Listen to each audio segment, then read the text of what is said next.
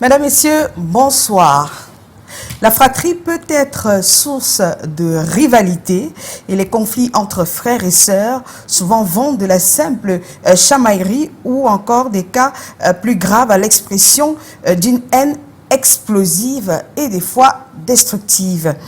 Souvent, c'est plus prononcé quand il s'agit de frères consanguins qu'on entend parler, comme si les enfants portaient les rivalités de leurs parents. Alors, nous, on débattra autour du thème ce soir. Serez-vous d'accord de faire la connaissance de votre frère ou bien de votre sœur consanguin? On en parle ce soir et avec nous pour en parler, il y a vous sur la page Facebook de l'émission, vous tapez Intime Conviction au pluriel, vous mettez un S à Intime, un S à Conviction, vous défilez sur la page et vous pouvez poster votre commentaire en rapport avec le thème de ce soir. Et les avis les plus pertinents seront relayés sur ce plateau ce soir. Alors, ce soir, donc justement, pour en parler, nous avons avec nous Gervais Chinda qui est avec nous. Bonsoir et bienvenue, homonyme. Bonsoir Aline Fomete Chinda. Pour ceux qui ne savaient pas, c'est vraiment mon homonyme. D'ailleurs. Parce que homonyme de Myriam Chinda, qui est là également ce soir avec moi. Vous laissez-moi présenter mes invités. Gervais, qu'est-ce qui vous arrive? Bonsoir et bienvenue. Merci Madame Aline. Voilà, il vous a déjà présenté. Qu'est-ce qu'on fait? On continue un peu. N'est-ce pas? Tout simplement. Alors, nous avons Myriam Chinda qui était juste à côté. C'est la sœur de Gervais. Bonsoir et merci d'avoir accepté notre invitation. Bonsoir, merci également à vous. On va dire merci à M. Zico qui a accepté que vous soyez là ce soir. Oui. Qui a donné l'autorisation à Gervais de venir vous capturer pour ce soir. Et oui. Il s'appelle comment? Et Siko Ngachi Eric. Dites-lui merci alors. Merci chérie. Et puis de l'autre côté, nous avons Bibiane Samnik. Bonsoir et merci d'être là. Bonsoir Aline. Merci d'être là. Je suis ravie également d'être là. Et puis il y a Icon Stéphane. Bonsoir. Bonsoir et merci. Je rends grâce à Dieu pour la grâce qu'il m'a donné d'être là parmi vous ce soir. Pour la grâce qu'il m'a accordé d'être parmi vous ce soir. Oui. Oui. Et en fait, merci. Voilà. Et puis, nous avons le conseiller conjugal et familial. Forcément, il devrait être là. Bonsoir et merci. Valérie Ninke. Bonsoir Lynn, bonsoir à tous les co-panélistes, bonsoir à tous ceux qui nous regardent à la maison. C'est toujours un plaisir d'être ici et d'apporter sa modeste contribution sur les sujets qui sont des réalités dans notre société. Voilà. Le décor est donc planté juste derrière la transition. Place au témoignage.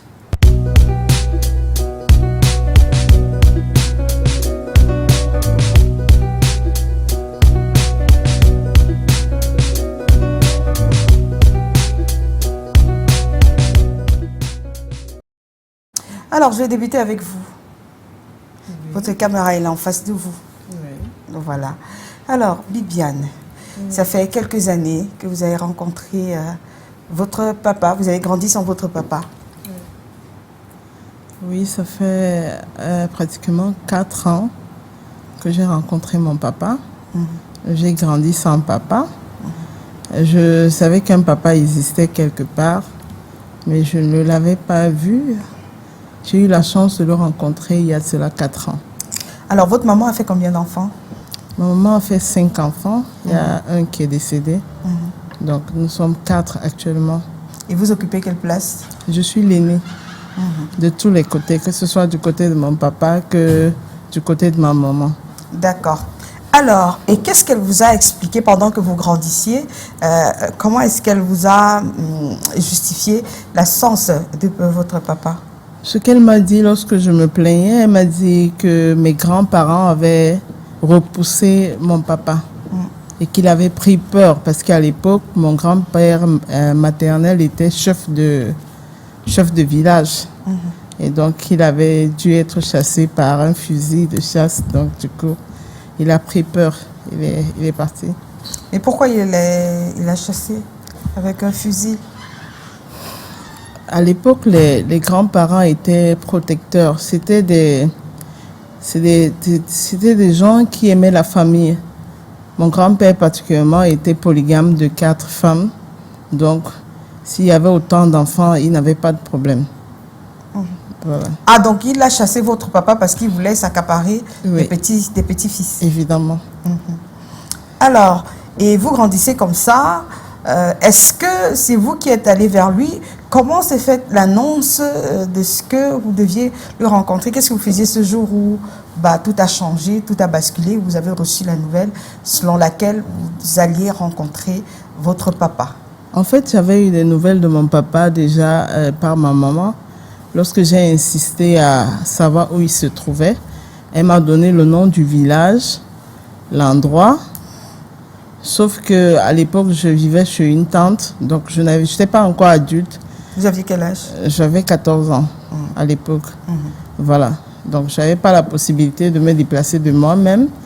Et elle, à l'époque, était dans un mariage où elle n'était pas libre de ses mouvements. Voilà. Donc, ce qui déclenche en fait la rencontre avec mon papa il y a de cela 4 ans, je me ressens, à un moment, je me sens seule, bien qu'étant avec ma famille maternelle, avec mes sœurs. J'ai l'impression que je me retrouve seule. Je n'ai pas une personne à qui me confier parce que je n'arrive pas réellement à me confier à ma maman sur ce que je ressens. Et alors, je me suis dit, il faut que je commence à chercher mon papa de moi-même, puisque je suis déjà une grande femme et maman en plus. Voilà, j'ai entamé mes recherches. Donc, vous êtes levé un matin comme ça et puis vous avez entamé les recherches. Oui. J'ai entamé les recherches. Qu'est-ce que vous avez fait? J'ai rencontré, je connaissais un monsieur qui, à une certaine époque, était un voisin. Qui parlait du même nom du village de mon papa. Parce que ma maman m'avait donné le nom du village de mon papa. Et donc, quand je me suis souvenue de cela, je me suis mise à chercher son numéro. Je suis passée par un cousin qui, par chance, avait encore son numéro. Il m'a passé son numéro. Et j'ai appelé. Je lui ai demandé, tu es toujours dans la ville de Douala? Il m'a dit non, il est au village. C'est rapide. Oui. Alors, vous avez pris votre téléphone, vous l'avez appelé. Comment il a accueilli la nouvelle? Il attendait cet appel? La connaissance? Oui. Non, il ne s'attendait pas. Elle attendait cette personne n'attendait pas mon appel. Elle n'attendait pas mon appel. Mais et cette personne, c'était qui? Cette personne, c'est un voisin d'un ancien quartier. Qui vous a donné un numéro de téléphone? Oui. Et c'était un numéro de qui? C'est mon frère, c'est mon cousin qui me passe le numéro du monsieur qui était notre voisin à l'époque. D'accord. Voilà. Donc, j'appelle le monsieur, je m'exprime, je lui dis couramment, excusez-moi, je ne vous ai pas contacté depuis, je ne sais pas où vous êtes, mais je viens vers vous parce que vous m'avez donné un jour dans une conversation, vous m'avez dit que vous êtes de tel village. J'ai dit, effectivement, c'est mon village. Et est-ce que vous y allez souvent? Il dit, ben oui, actuellement, il se trouve dans ce village. J'ai dit, waouh. Il me dit, pourquoi je m'exclame? Je dis, parce que je cherche une personne. Je n'ai pas voulu lui dire mon père, parce que j'évitais la déception. Je ne voulais pas de déception. Donc, je lui dis, je cherche une personne qui est de ce village. Je ne sais pas où exactement dans ce village, mais je connais juste son nom. Il me dit, est-ce que tu peux me donner le nom? J'ai dit, je lui ai donné le nom. Il dit, waouh, mais je connais ce monsieur. Je dis, vrai? Il me dit, oui, je connais très bien ce monsieur. On a une même classe. En fait, je ne sais pas comment ils distinguent ça dans les villages. J'ai dit, ok, est-ce que tu peux me chercher ce monsieur et entrer en contact avec lui pour que j'ai son numéro de téléphone? Donc, voilà comment ça se passe. Et quand il vous a donné le numéro de téléphone, tu as été quoi? Qu'est-ce que vous avez fait? Il m'a donné le numéro de téléphone de mon papa 2 semaines après. Parce qu'il me disait, chaque fois qu'il allait, ils ont un carrefour qu'on appelle paroisse. Voilà, chaque fois qu'il allait à la paroisse, mon papa ne venait pas. Il me dit, ne désespère pas, je vais le trouver un jour. Et il me donne le numéro de mon père. J'étais contente. Je dis, mais j'étais soulagée. J'ai dit, qu'est-ce que la communication est facile? Parce que je me demandais comment je vais faire pour arriver à ce village. Comment est-ce que je vais arriver, qui va me renseigner, qui va m'orienter. Donc j'étais hyper contente. Hyper. Et qu'est-ce que vous avez fait du numéro? Quand j'essaye, je n'appelle pas ce jour. J'ai d'abord passé la journée à célébrer le numéro de téléphone que j'avais à main. Je l'ai noté quelque part. Oui, je l'ai noté quelque part parce que je me suis dit, je peux le mettre dans mon téléphone. Peut-être je perds le téléphone. Donc, je l'ai noté quelque part. Et le lendemain, je me suis décidée à appeler parce que j'avais en même temps peur. J'avais peur qu'ils me disent que, mais pourquoi tu m'appelles? Tu n'es pas mon enfant et tout. Donc, j'ai essayé d'appeler le lendemain. J'appelle, ça m'envoie un répondeur. Je rappelle le monsieur, je dis, mais ce numéro ne passe pas. Il me dit, il y a des problèmes de réseau ici au village, il faut insister. Il faut insister. C'est comme ça que j'insiste. J'ai insisté pendant 3 jours. Oui. Pendant 3 jours. Voilà, c'est le 3e jour que je réussis à l'avoir. Il a décroché. Il a décroché. Il a décroché. Ce qui est surprenant avec ce monsieur, en passant, il a eu 70 ans hier, il est encore bien debout. Vous avez souhaité joyeux anniversaire tout à l'heure. D'accord. Donc, ce qui est surprenant, c'est que il décroche l'appel, je lui dis, allô, papa, c'est moi. Il dit, toi qui?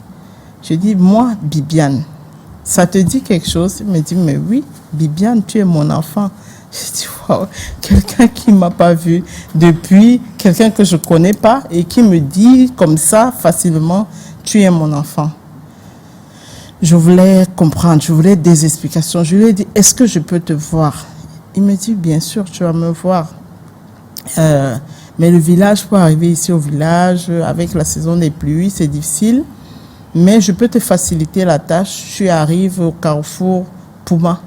Pour ceux qui connaissent le carrefour, voilà. Il me dit, on se donne rendez-vous à cet endroit, tel jour, si tu es disponible, et puis on se rencontre. Mais je vous rassure que c'était beaucoup d'émotions pour moi, parce que déjà j'avais peur du fait qu'il me rejette. Tout de suite, il me reconnaît, il m'accepte.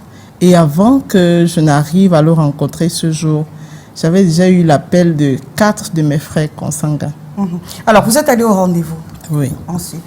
Oui, je suis allée au rendez-vous, je l'ai embrassé, il m'a présenté aux personnes. Vous êtes allé au rendez-vous, vous êtes trouvé comme ça?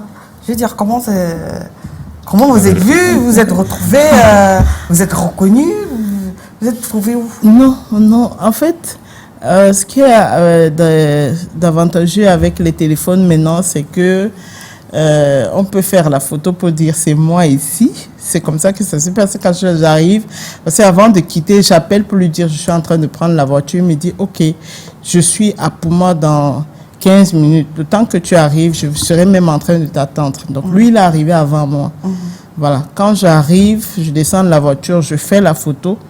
Je dis je suis à tel endroit, à l'agence, là où on dépose les gens. Je suis habillée comme ça. Donc, lui, il avait déjà vu ma photo, mais je n'avais pas, lui, il utilisait un petit téléphone. Donc, je ne savais pas qui devait venir devant moi. Et tout, voilà, je vois un monsieur qui s'approche de moi et qui m'appelle Bibiane. J'ai su que c'était lui. On s'est embrassés. Je ne voulais pas pleurer quand même devant lui.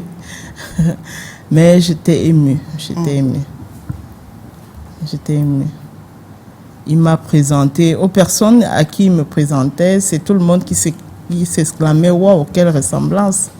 Vous avez les mêmes yeux, vous avez la même tête et tout. » Et j'étais contente.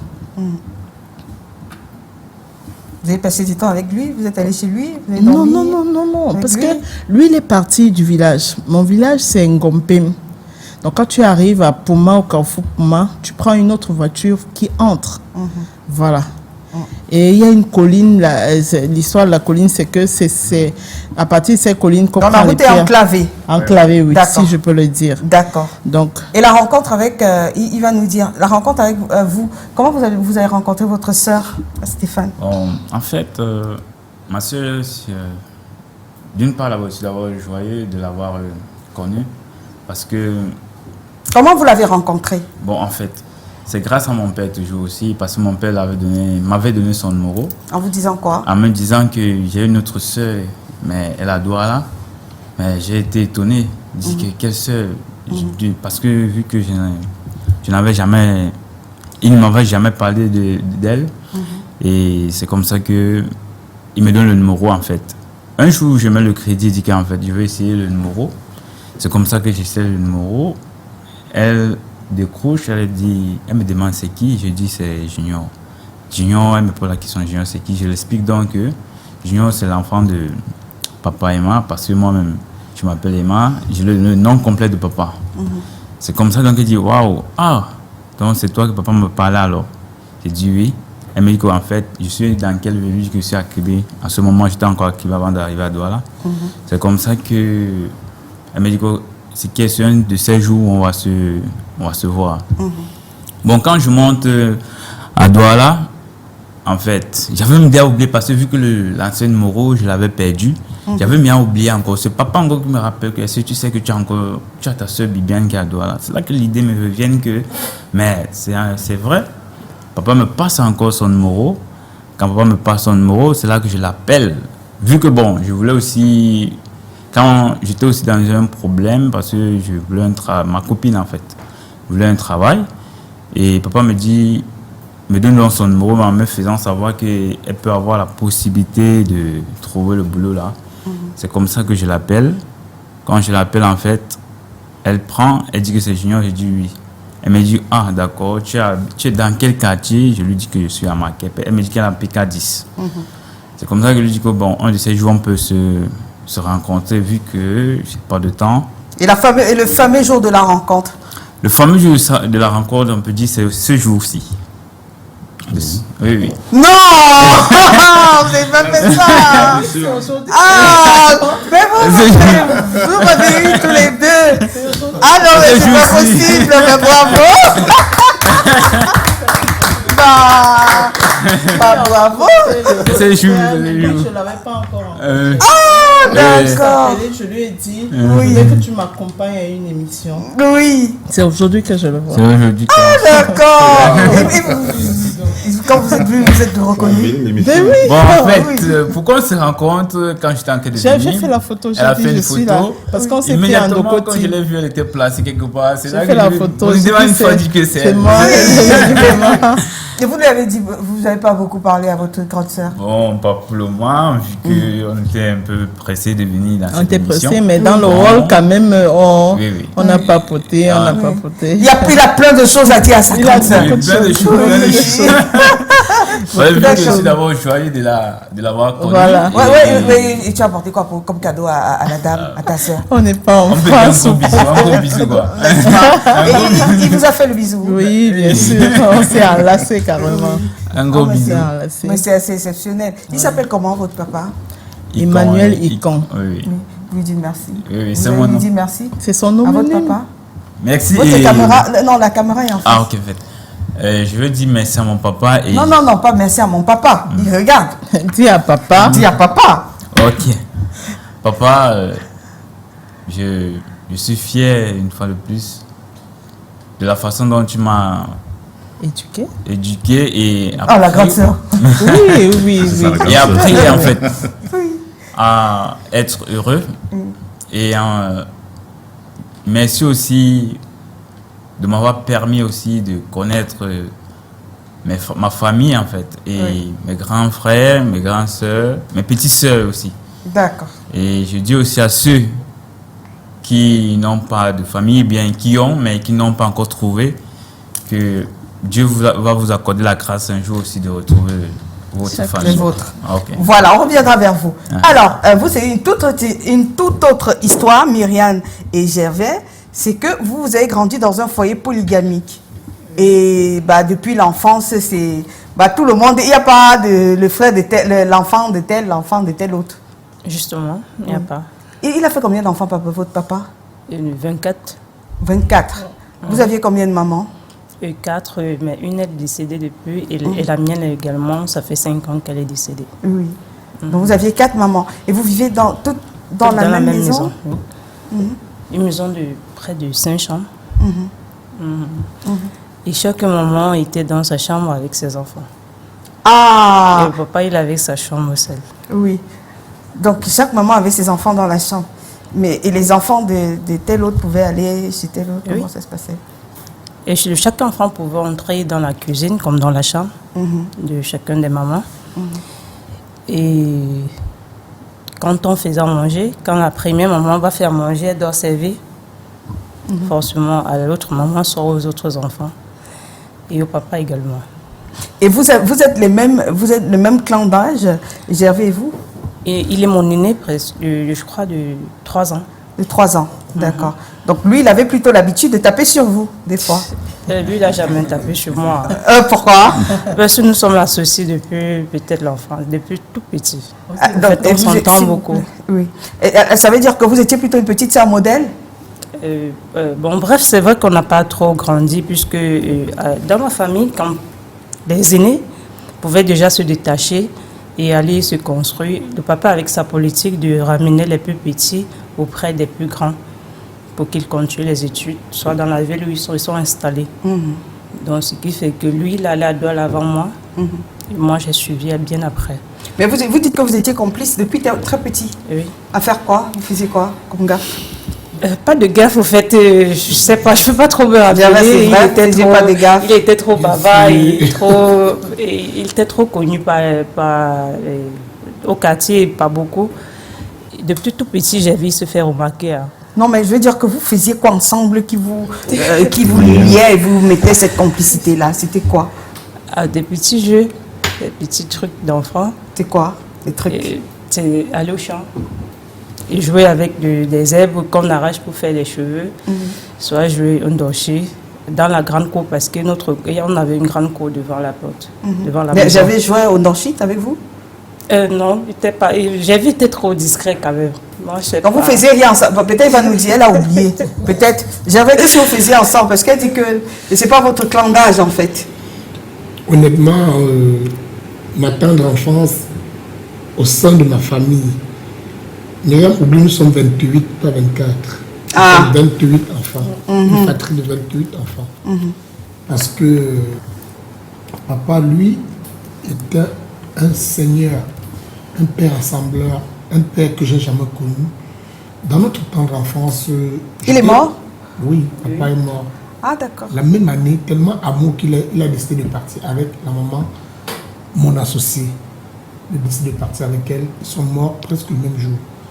Papa décède le 23 décembre, maman décède le 4 janvier. Ça fait qu'on a déposé 2 cercueils et on les a enterrés. C'était du venir voir à Babété.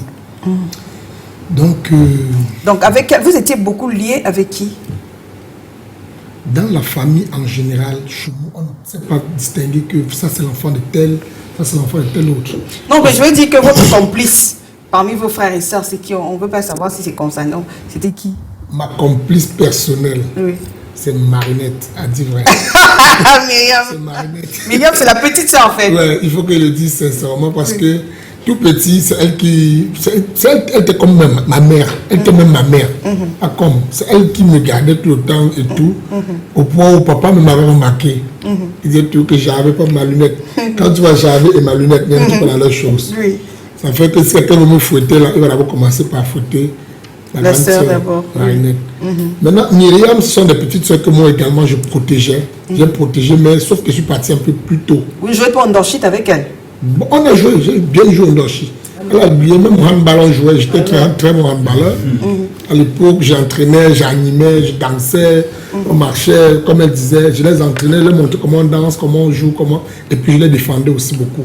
Parce que toute petite, Myriam, elle peut peut-être pas se rappeler, elle était un peu têtue par moment, elle était un peu la rigoureuse et tout, elle voulait toujours bagarrer, et puis il fallait tout le moment la flatter, elle dit ouais mon asso, laisse. Et puis il y avait sa copine Dolly, qui était une cousine, avec qui elle s'entendait, par moment c'est les bagarres, par moment elle s'entendait, elle mangeait, préparait et tout. Et donc il y avait toujours un peu cette mouvance, et puis il fallait de temps en temps la ramener. C'est comme ça que ça a créé cette émotivité. Ça a créé ce lien, ça a créé cette fraternité toujours très solide entre elle aussi et moi.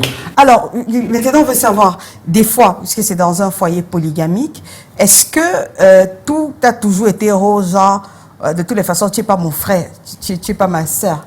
Est-ce que des fois c'est arrivé? Et si oui, comment est-ce que soit le papa, soit vous autres, vous avez pu canaliser les ardeurs? Vous d'abord. La polémique ne manque nulle part, déjà pour commencer. Il y a toujours les difficultés parce que nous sommes déjà différents. Vous parlez déjà d'abord de votre expérience, on ira sur les généralités après. Oui, je suis juste en train de vouloir pour faire comprendre que oui, ça arrive, mais jamais de mots, tu n'es pas mon frère. Ça n'arrive pas chez nous parce que mon père nous interdit déjà ça dès la base. Il n'y a pas de frère consanguin qui tient. Vous tous, vous êtes d'une seule, vous êtes un seul arbre. Et il n'y a pas question que l'autre balance ce genre de paroles. Moi, j'ai jamais entendu cela, au fait. Et vous qui êtes l'aîné, des fois entre les mamans, parce qu'il y a les rivalités qui ne manquent pas. Comment le papa réagissait quand il avait l'impression qu'elle veut déjà sortir de la ligne de conduite? Exactement, parce que il est arrivé, je ne peux pas mentir, plusieurs fois des petits dégamages des mamans. Vous savez, du fait d'habiter, de cohabiter sur le même toit. D'avoir le même mari. D'avoir le même mari. Qui nous dit des mots doux. En ce moment, dans des guerres de leadership, bien sûr. Je me souviens, je peux m'en citer des biens où mon papa achetait, finalement, ça se retrouve au creux, parce qu'il y a un grand creux derrière notre maison. Oui. Parce que c'est pas toi qui vas baiser, c'est moi qui j'ai baisé hier, donc tu vas baiser aussi aujourd'hui. Finalement, c'est comme ça que la viande, on va laisser, ça va pourrir sur la table, on va porter, et on va jeter. Donc, les épouses entre elles, vous pouvez imaginer la guerre des biens, des petits instants à l'instant. Mais la chance que nous avons eue, c'est que nous avons eu un papa très fort. Je l'appelle même homme lion. Il réagissait comment? Papa, lui, son héritage, son bien, il disait toujours, jusqu'à dans son testament, donc de son vivant jusqu'à son testament, il a dit, il n'a unique bien que ses enfants. Il n'a pour unique bien que ses enfants. Si quelqu'un, même après ma mort, ose pointer du doigt accusateur l'un des miens, il payera de sa tête. C'est écrit dans le testament de mon papa. Et c'est comme ça que de son vivant, il a prouvé par mille feux. C'est-à-dire, il bravait tous les obstacles. Mon papa était d'abord un papa travailleur, un papa viveur, un papa rassembleur. Il savait, c'est-à-dire, il avait une façon.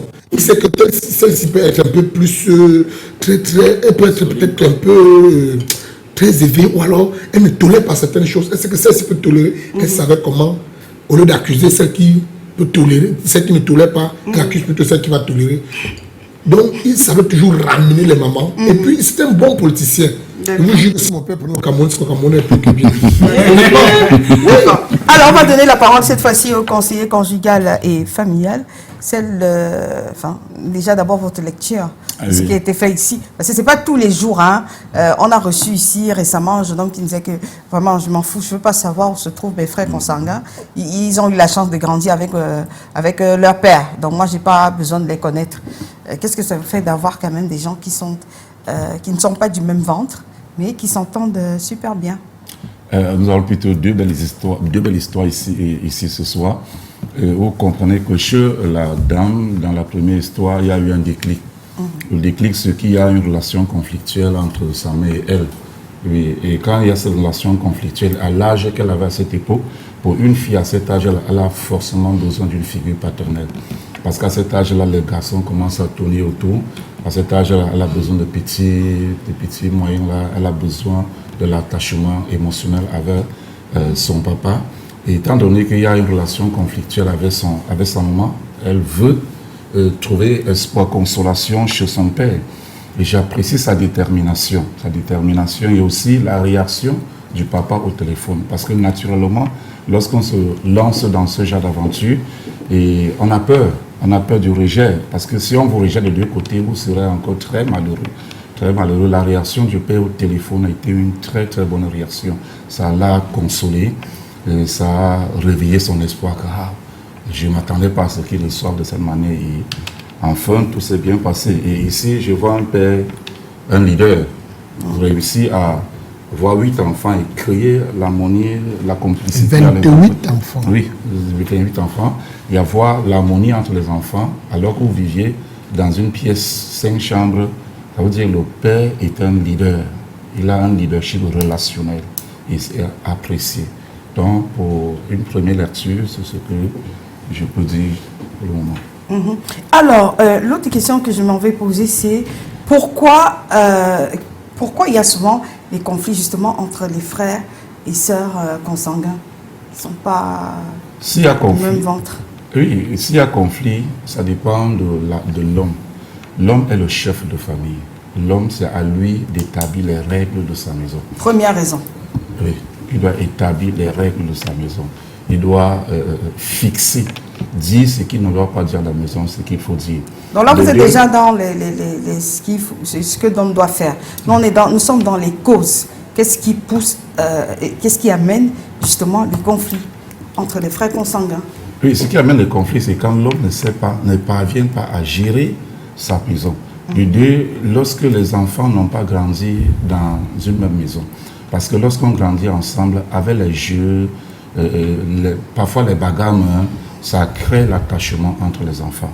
Ça crée un attachement émotionnel, ça crée un attachement physique, ça crée même un attachement psychologique et même spirituel. Lorsque les enfants sont départagés, chacun grandit dans son coin, on a chacun sa culture, le milieu dans lequel on a évolué. Et parfois c'est difficile de se voir écarter l'amour de ceux-là qui ont grandi ensemble. Et autre chose, c'est quand les épouses ne s'acceptent pas. Oui, les épouses ne s'acceptent pas. L'une ne veut pas voir l'autre. Et l'autre conflit, c'est ce que la mère peut dire à son enfant. La mère peut dire à son enfant, tu vois là, ne passe pas là-bas. Telle femme, je la déteste. Ces enfants, tu pars vers les enfants là, je te réunis. Tu n'es plus avec moi. Je ne veux rien. Peut-être parce que la mère va avoir une situation avec son mari et va transférer sa colère chez son enfant. Et cet enfant-là sera maintenant une extension de la fâcherie de la maman. Et ça va créer ce genre d'harmonie. Mais il faut dire que les enfants sont innocents. Les enfants devraient s'accepter parce que tous deux n'ont pas choisi de... Vous êtes déjà au conseil à ce qu'il faut faire.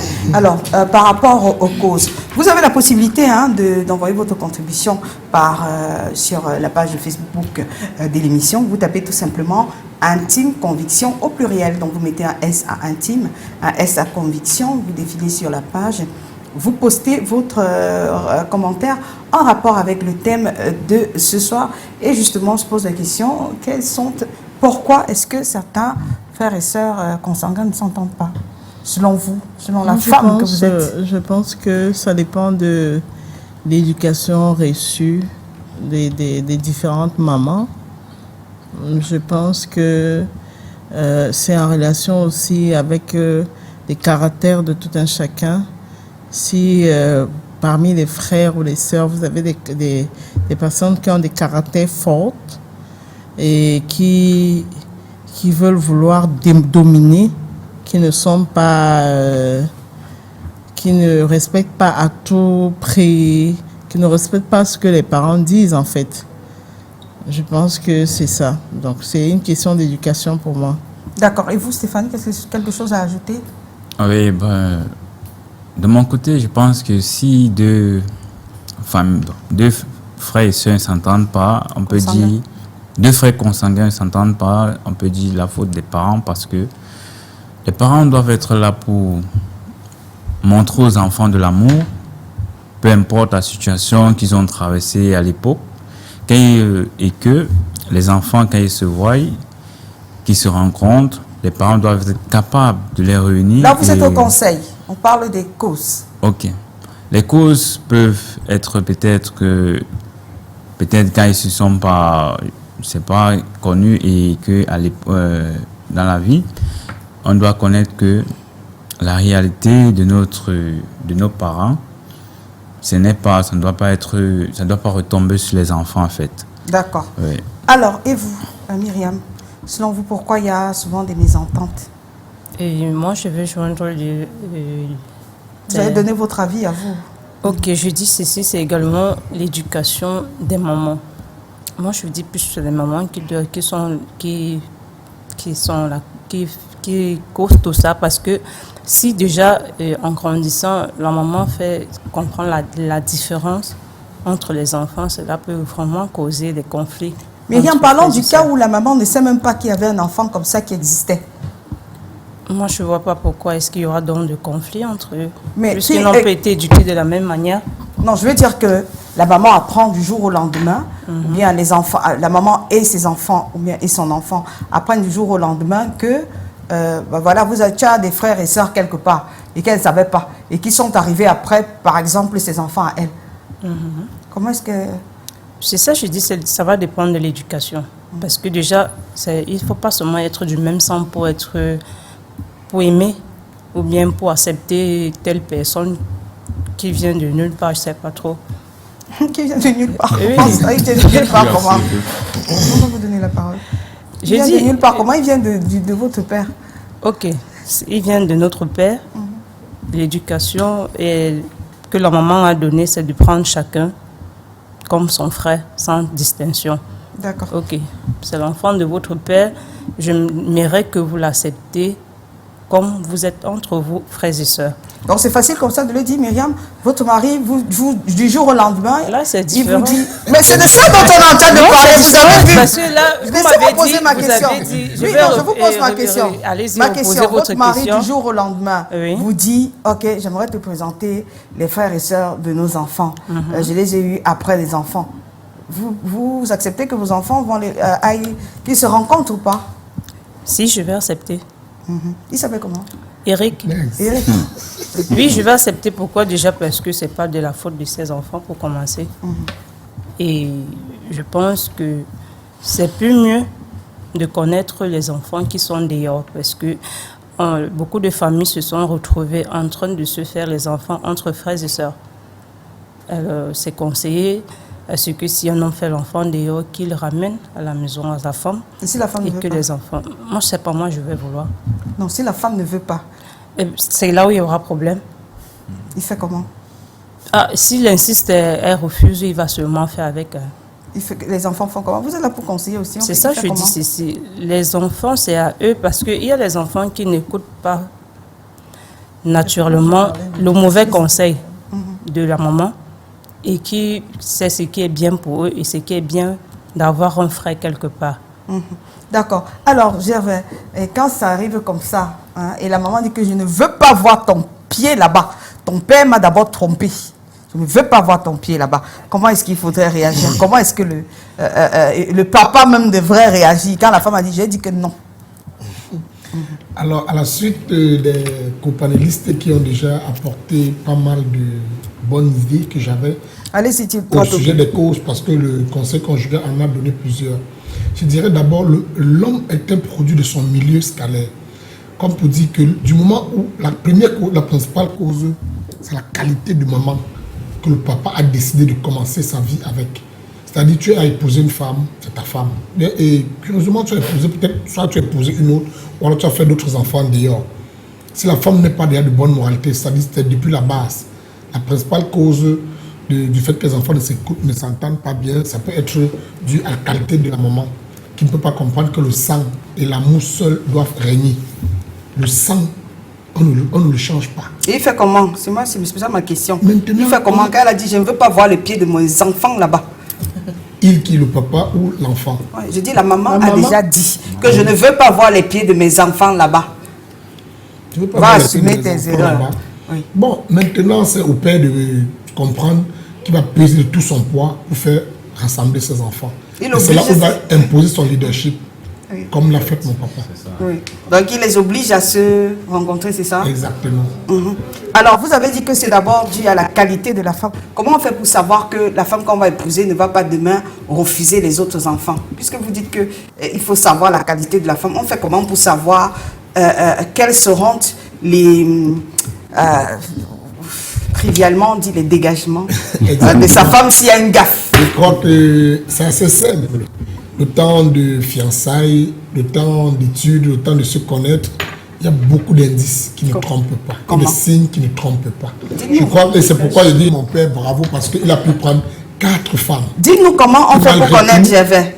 Allez-y. Il suffit pendant les moments de fiançailles, c'est-à-dire tu la titilles de temps à autre, tu discutes, tu dialogues en profondeur. La femme est comme un bébé. Si tu parles bien à la femme... Ouais, Gervais, dites-nous comment on fait pour savoir. Elle va vous dire que oui, c'est que je vais seulement accepter les enfants. On fait comment pour savoir? Par exemple, le produit. C'est-à-dire, vous voyez comme nos parents à l'époque, pour épouser une fille, Parfois, c'est la mère qui venait proposer, qui partait chercher la femme pour son fils. C'est-à-dire, on regardait d'abord le comportement de ses parents. Est-ce que sa mère est soumise à son père, premièrement? Donc, quand une femme n'est pas soumise à son mari, la fille ne sera pas soumise, c'est ce que vous voulez dire? Exactement. C'est des signes qui ne trompent pas. Il y a des signes qui ne trompent pas. C'est pas des préjugés, ça? Oui, bien sûr que oui. Et ça marchait. Sincèrement, ça marchait. À cette époque, c'est des préjugés. Aujourd'hui, c'est dévolu. Hein. Mais ici, c'est une nouvelle Mais parce que le modernisme est venu tout gâter. Alors, bonsoir madame, merci pour ce sujet très intéressant. Généralement, ça dépend de l'éducation que les mamans donnent aux enfants et de l'affection que les parents accordent aux enfants. Dans nos sociétés, les enfants, quand ils sont petits, les parents peuvent leur témoigner de l'affection en fonction des résultats scolaires et de la servilité. Et quand ils sont grands, en fonction de la position sociale de l'enfant. Et puis, il y a Patrick Ngué qui nous dit bonsoir, c'est un réel plaisir de pouvoir rencontrer ses frères consanguins. Car si on ne fait pas attention, on peut épouser sa sœur ou son frère sans le savoir. J'ai des frères consanguins que je ne connais même pas et dont je cherche les traces. Et malheureusement, le papa est déjà décédé. Si vous me permettez, ça pourrait être pour moi l'occasion de lancer un SOS. Donc, il y a Patrick Ngué qui cherche ses frères et sœurs. Hein. Voilà. Alors, comment on fait comment un homme devrait se comporter? Devrait-il, moi je pose la question maintenant au conseiller conjugal et familial, vous avez écouté, comment est-ce qu'on fait lorsque la femme à la maison n'est pas d'accord de ce que les enfants se rencontrent? Bon, il faut relever qu'il y a une cause là qu'il ne faut pas négliger, il y a aussi la guerre des biens. On a peur des biens. La mère, avec ses enfants, si le monsieur a des biens, elle sait que s'il n'est pas là demain, les enfants vont hériter de ses biens. Venez lui dire qu'il y a des enfants qui ne sont pas là et qui doivent faire la paix avec ses enfants. Elle pense à ces biens qui vont aller comme ça et elle est très mal. Voilà, qu'est-ce qu'il y a lieu de faire lorsqu'on est enfant et qu'il y a des problèmes entre les parents? Dans la résolution des problèmes, des conflits conjugaux, nous disons aux parents, les enfants ne doivent pas être mêlés dans vos problèmes, dans ton problème, le problème entre l'homme et sa femme. Parce qu'ils ont besoin de grandir en paix et dans la sécurité. Du moment où la mère dit, je ne veux pas voir mes enfants là-bas, et que le père dit, mes enfants doivent être là-bas. Donc que cette discussion reste entre eux dans la chambre, et que les enfants ne soient pas au courant de ce tiraillement qui existe entre la mère et le père. S'ils vont jusqu'à dire à l'enfant, si papa vient vous dire, allez ici, je ne veux pas vous voir là-bas. L'enfant est embarrassé dans l'insécurité. Et c'est au père de négocier. De la même manière qu'il avait dragué cette femme et a convaincu cette femme, qu'il mette encore son expertise en jeu pour convaincre son épouse à accepter que les enfants se rassemblent. Maintenant, quand les enfants vont grandir, ils vont décider s'ils veulent rencontrer leurs frères ou pas. Parce que quand on est enfant, on donne les ordres. Mais quand on grandit, on donne les conseils. On ne donne plus les ordres, on dicte. Parce qu'eux, ils ont grandi. Ils ont déjà étudié aussi la vie à leur niveau. Ils ont compris un certain nombre de choses. Ils décident de rencontrer leurs frères. Parfois, même sans votre consentement, ils se rencontrent. Donc, c'est toujours un plaisir de rencontrer son frère. Bon, ça c'est d'après vous. Est-ce que vous êtes d'accord avec cette méthode? La femme ne veut pas rencontrer. Qu'est-ce qu'on fait? Mais si la femme ne veut pas, les mamans ne veulent pas les rencontres des enfants, je suis d'accord avec lui quand il dit que c'est le papa qui doit peser de son pouvoir. Ça a été le cas avec mon papa. C'est lui qui a donné l'ordre à ses enfants et qui, heureusement, lui ont obéi. Et je lui tire un coup de chapeau, vraiment. Nous sommes issus de 3 mamans. Tous les enfants de mon papa sont issus de 3 mamans. Et je n'ai pas vu un seul qui a été réticent à me rencontrer. Et les 3 mamans sont avec votre papa? Non. En personne n'est avec nous. Non. C'est facile. Il y a une qui est décédée. Oui. Après, c'est facile puisqu'aucune n'est avec le papa. Ouais, sauf que ma maman, elle a eu un coup de maladie il y a de cela 6 mois. Elle est allée, il fallait qu'elle s'isole un peu, elle avait un problème d'hypertension. Et donc, j'ai proposé à ce qu'elle aille passer un séjour chez mon papa. Je me suis dit, comment est-ce que les autres vont se comporter? Pour renouer les liens? Non, pour se reposer, pas renouer les liens.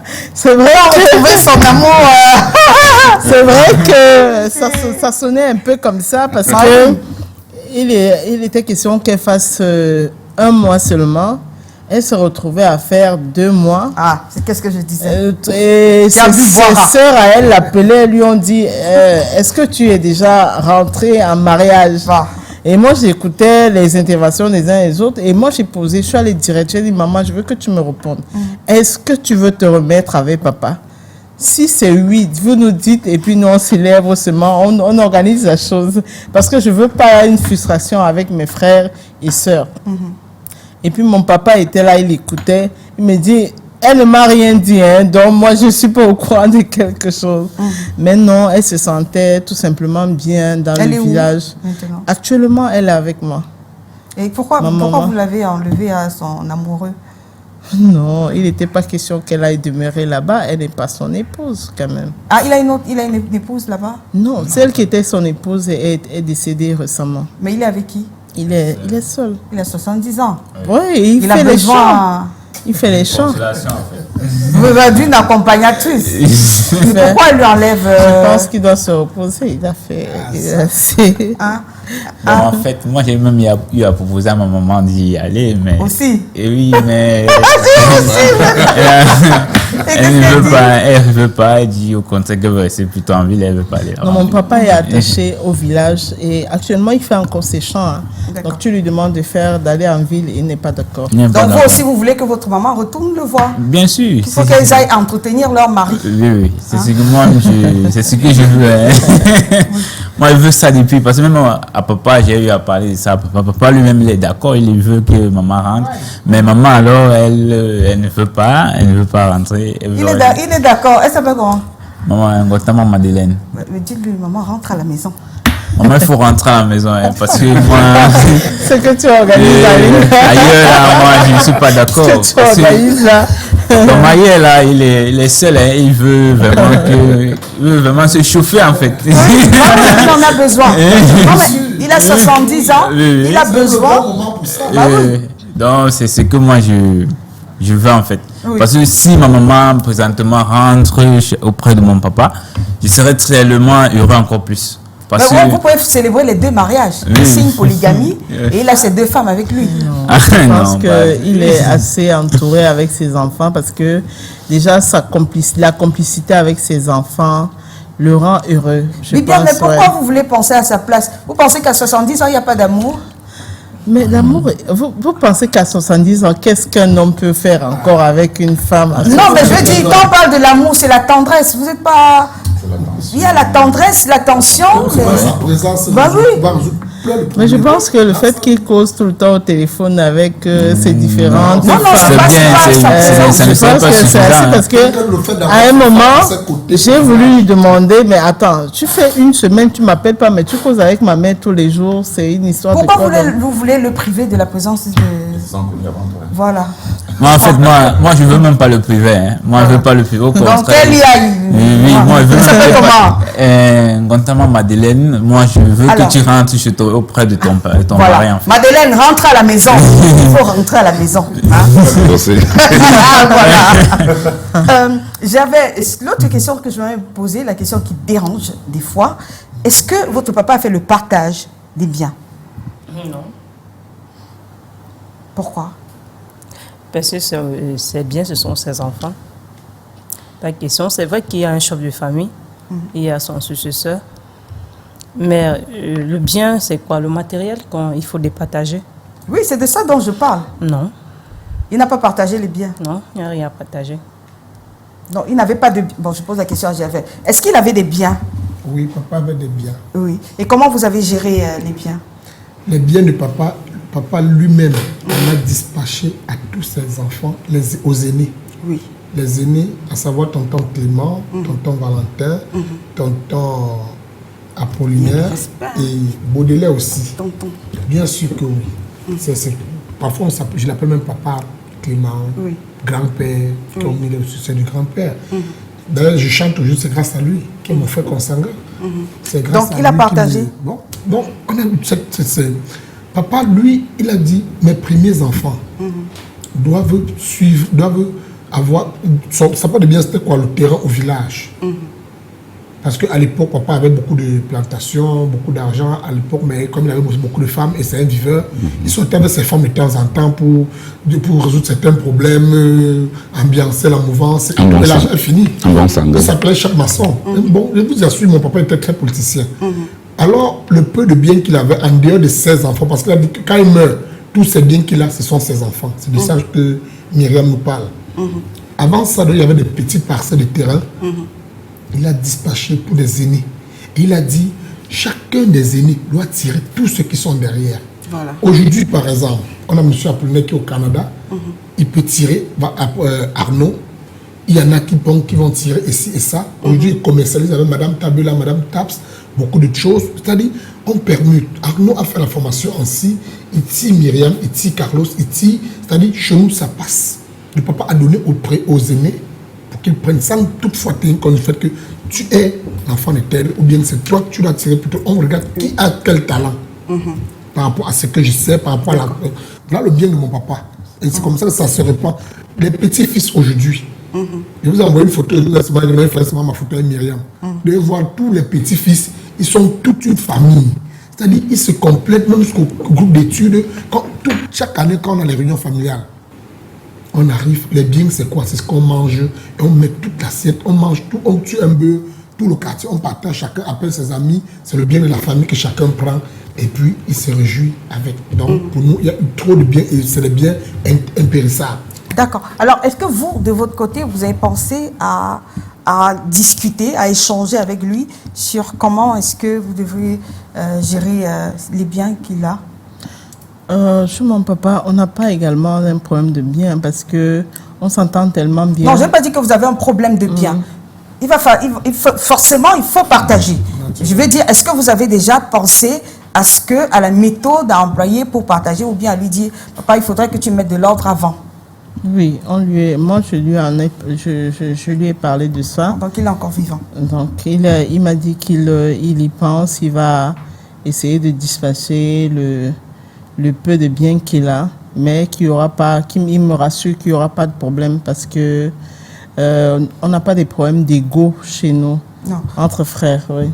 Est-ce que vous n'avez pas l'impression, Valérie, qu'on dit toujours qu'il n'y aura pas de problème d'ego jusqu'à ce que le jour où il ferme l'œil, et il n'a pas partagé. J'apprécie le courage d'aller faire cette proposition à son père. Oui. Parce que l'enfant qu'on n'a pas vu depuis des années, il vient faire cette proposition. Ça peut être mal interprété si le père il n'a pas une bonne relation entre vous. Vous savez, en Afrique, lorsqu'on parle de testament, c'est synonyme de la mort. On dit, peut-être bien, c'est comme si tu es en train de... Mais moi, je suis en train de faire mon testament. Je ne suis pas pour autant que je vais... Oui, c'est normal de faire son testament. C'est très normal. Nous, à partir de 30 ans, il faut faire son testament. Oui, son testament. Dès que vous avez un bien, c'est important, dès que vous avez un bien, chers téléspectateurs... Mais chez nous, comme le testament, on pense à la mort. Dans ces biens, chers téléspectateurs, si vous avez un bien, de penser à savoir déjà comment est-ce qu'il sera géré entre les enfants, de mettre ce qu'il faut et au fur et à mesure apporter comment vous appelez, la mise à jour. À chaque fois, apporter la mise à jour, c'est pour éviter les conflits. Donc, pourquoi c'est tabou en fait de parler que papa va partager les biens? C'est bien beau, les frères et sœurs s'aiment. C'est psychologique. Est-ce que ça devrait être tabou de dire qu'en faisant les biens, on va mourir après. Justement, on pense à la mort. On pense à la mort. Que si on le fait là, on a l'espoir que non, avant de mourir, je vais le faire. Avant de mourir, je vais le faire. Mais sauf qu'un jour, la mort vous prend par surprise. Ni le sait, ni l'heure, ni le jour. Vous prend par surprise. Non, il faut une éducation là-dessus. Il faut une éducation, éduquer des hommes, des personnes. Il faut faire son testament du monde un bien avec le temps, faire des mises à jour. Donc, aller proposer à son papa. Il peut... Ou à sa maman. Pourquoi vous parlez souvent de papa? Parce que nous sommes dans le cadre du consanguin. On est dans le cadre consanguin. Donc c'est souvent ça. C'est bien. Bon. Le papa de son vivant doit déjà départager. Tel enfant, on va établir un chef de famille, un administrateur de biens.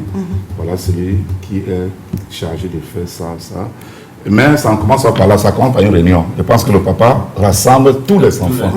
Il appelle tous les enfants à une réunion déjà pour créer ce lien entre les enfants. Les enfants se connaissent. Quand ils créent ce lien, ce n'est pas ce jour-là forcément il va parler des biens. Ils peuvent partir comme ça. Il y a un autre rendez-vous Et il parle maintenant de ses biens et il dit à chacun ce qui lui revient. Alors, comment, selon vous, régler les conflits entre les frères consanguins? Il y en a très certainement qui sont en train de regarder et qui ont décidé que moi, jamais je voudrais voir les enfants de la femme là. Je ne veux pas voir mes frères consanguins, tout ça. Moi, ça ne m'intéresse pas de les connaître. Comment est-ce que vous pensez qu'il faudrait résoudre le conflit? Bon, en fait, moi, je veux d'abord commencer à dire que celui ou celle qui dit qu'elle ne veut pas connaître ses frères consanguins, moi, je trouve que cela n'est pas posé. Parce que tu ne sais pas demain ce que le demain te réserve. Ton frère consanguin, tu ne sais pas là où peut-être il peut te sauver d'une situation où tu ne t'attends pas. Et vice-versa. Oui, et donc, c'est un truc que moi, personnellement, je suis d'abord fier, encore une fois de plus, je vais toujours dire ça, d'avoir connu ma soeur. Parce que, d'une part, je ne m'attendais même pas à ça, en fait. Je ne savais même pas que j'avais une autre soeur, à part les autres. Mais Dieu m'a permis, il m'a rendu grâce de l'avoir connue aujourd'hui. Et je suis fier de ça. Bon, je veux aussi dire, ceux qui ne connaissent pas ce qu'on appelle l'amour. Ah oui, je voulais parler du manque d'amour. Hein. Là, il a la parole. Bon, ceux qui ne connaissent pas ce qu'on appelle l'amour, c'est que, je ne sais pas, parce que l'amour est une bonne chose, entre familles en fait. Et quand vous voyez, quand les deux frères se croisent, ils peuvent bâtir quelque chose. D'accord. Oui. Alors, Myriam, comment est-ce que vous pensez que ceux qui n'ont pas pu, le cas de nos deux invités, qui n'ont pas pu grandir ensemble, comment rattraper le temps perdu selon vous? Comment arranger? C'est de communiquer beaucoup plus, beaucoup communiquer, de se rencontrer de temps en temps et parfois même passer des week-ends ensemble et ne pas cacher le mauvais côté l'un de l'autre. Parce que c'est un peu ça qui dérange. Quand on se fait passer pour celui qui est toujours bien, qui est toujours gentil et qu'après on sort de ces griffarins, de ces 4 matins, on devient des pires ennemis, même si on se rencontre avec tout le sourire du monde. Donc c'est d'être vrai. D'être vrai avec celui qu'on a rencontré, avec celle qu'on a voulu connaître. C'est de ne pas être hypocrite avec elle, avec lui. Donc de passer beaucoup de temps ensemble et de beaucoup communiquer. D'accord. Bibiane, pour les mamans qui regardent ce programme ce soir et qui justement sont devant ce dilemme-là, c'est-à-dire que du jour au lendemain, monsieur leur a annoncé que écoute, j'ai fait des enfants en dehors de toi et j'aimerais que les enfants se rencontrent. Qu'est-ce que vous pouvez leur dire pour mettre de l'eau au moulin ou bien pour les amener à laisser que les enfants se rencontrent? Ce que je peux dire, c'est que les relations humaines sont très importantes. À plus forte raison, quand il s'agit des frères, tu peux compter sur un de tes enfants, te dire que c'est lui qui va tirer ses autres frères, les amener à une certaine élévation, et il n'arrive pas à le faire.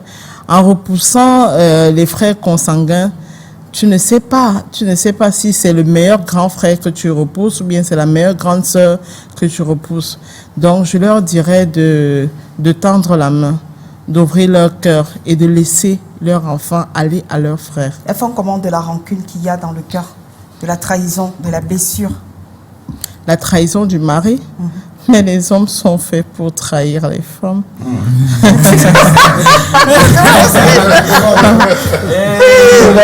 C'est quoi ces déclarations-là? Oui, attends. Nous sommes en Afrique, nous sommes des Bantous. Un homme normal qui se dit sérieux a au moins 3 femmes, entre guillemets. Entre guillemets, il y a la femme officielle à la maison, il y a la copine officielle. Voilà, donc c'est normal qu'un jour comme ça ne devrait plus nous surprendre, nous les femmes africaines encore camerounaises. Voilà, ça ne devrait plus nous surprendre qu'un homme vienne dire que voilà, j'ai fait un enfant là-bas.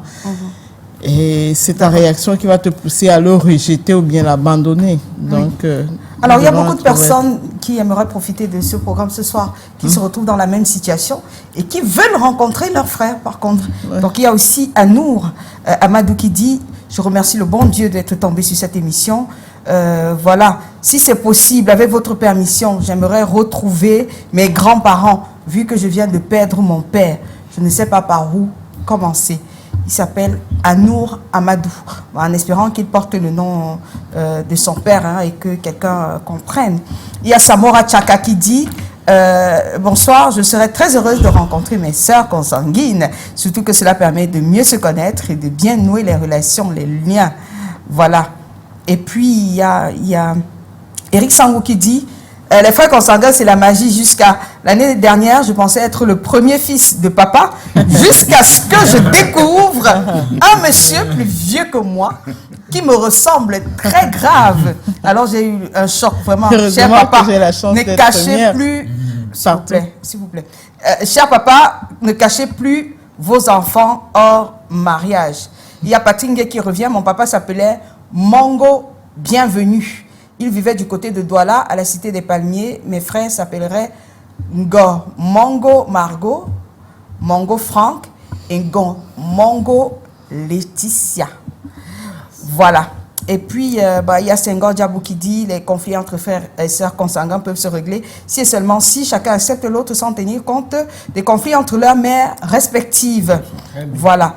Et puis, il y a Yannick Doumbé qui dit Aline, bonsoir. Je pense que c'est un réel plaisir de rencontrer ses frères et sœurs consanguins car nous sommes unis par les liens de parenté. Voilà. Il n'y a que les enfants qui sont contents de se rencontrer après. Est-ce que les mamans veulent se rencontrer? That is another story. Parce qu'il y a une blessure oui. qui n'a pas été guérie. Et comment est-ce qu'on devrait arranger cela pour que enfin les enfants puissent se rencontrer, puisqu'il y a la mère qui a la blessure de la trahison. Bibiane dit que vous êtes fait pour trahir. Non. Valérie n'est pas faite pour trahir. En fait, on ne parle pas de Valérie. Hein? Valérie presse pour sa chapelle. Oui. Après, on ne sait pas. C'est quand vous mourrez. C'est quand vous mourrez, c'est quand ils meurent, hein, les hommes, qu'on sait véritablement qui sont leurs enfants. Il y a quelqu'un qui va venir lancer la terre, là, tu ne vas pas savoir, la femme là, c'est qui hein?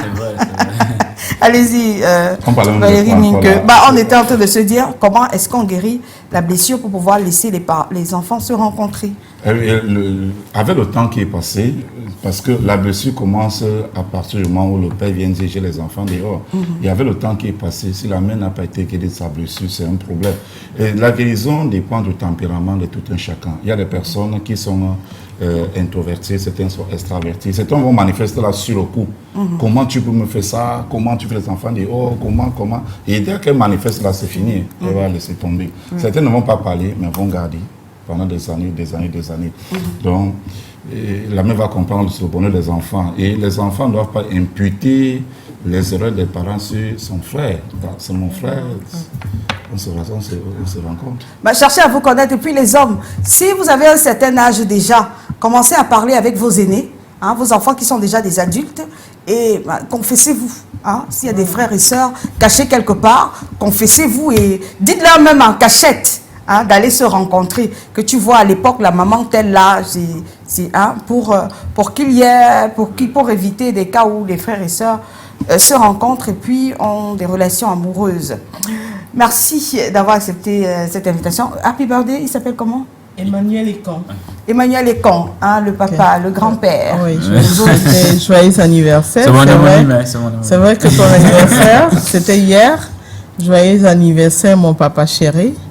Encore une fois de plus, très heureuse de t'avoir rencontré et d'avoir permis que je rencontre mes magnifiques frères. Oui. Un message à la maman de qui encore là? Toutes les mamans. Elles sont parce qu'elle-même, c'est la mère troisième, mère deuxième qui est maman ma Foumatine depuis Barré. Est-ce qu'elles sont encore là, vos mamans? Dit que Julienne. La vôtre est là encore là? Bien sûr. Oui, un message rapidement à votre maman. On a terminé l'émission. Je vais laisser Myriam les faire le message. Rapidement, on a terminé l'émission. Coco a déjà aux deux mamans qui restent, maman Julienne et maman deuxième, Martine. Et Coco également à toutes nos mamans. Bon, donnez-leur un message, non, vous regardez. Myriam. Juste qu'on vous aime et que rien ne va changer malgré qu'on n'est pas tous du même ventre. Nous sommes tous d'un même amour. Et merci pour tout l'amour et pour toute l'attention. Parce que il y a encore les moments, puisque la mienne n'est plus là, mais qui m'envoie encore des sacs de nourriture de bar. Voilà. Alors, merci. Merci, j'avais fait par ici. Et parce que l'enfant est un don de Dieu à tous les moments du monde.